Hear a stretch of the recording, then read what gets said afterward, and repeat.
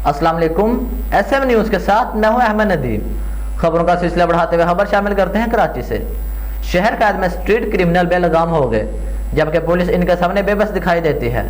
कराची के मुख्तलिफ इलाकों में दुकानों, घरों और सड़क किनारे बैठे शहरियों से लूट मार की वारदातें की गई। मज़ीद तफसीलात जानते हैं ब्यूरो चीफ जुल्फ़िकार अली से। जी जुल्फ़िकार, आगाह कीजिएगा। जी बिल्कुल, शहर कायद कराची में एक बार फिर स्ट्रीट क्रिमिनल बेलगाम होते नजर आ रहे हैं। थाना शाह लतीफ़ टाउन की हदूद अब्दुल्ला गोड घर में डकैती के दौरान मज़ाहमत करने पर डाकुओं ने फायरिंग कर दी, जिसके नतीजे में 50 साला फयाज सर पर गोली लगने से जाँ बहक हो गया, जिसकी इलाज को जिना अस्पताल मुंतकिल किया गया।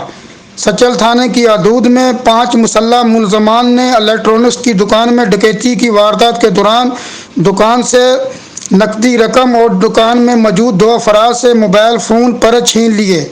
CCTV फुटेज में मुलजमान को दुकान में डकैती की वारदात करते और दुकान में पड़े काउंटर के दराज से रकम निकालते देखा जा सकता है।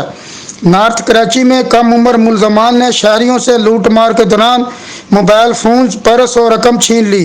CCTV फुटेज में कम उम्र मुलजमान को सड़क किनारे बैठे शहरियों से मोबाइल फ़ोन और रकम छीनते देखा जा सकता है। मुतासरा शहरियों का कहना है कि 2 मोटरसाइकिलों पर सवार 4 मुलजमान आए।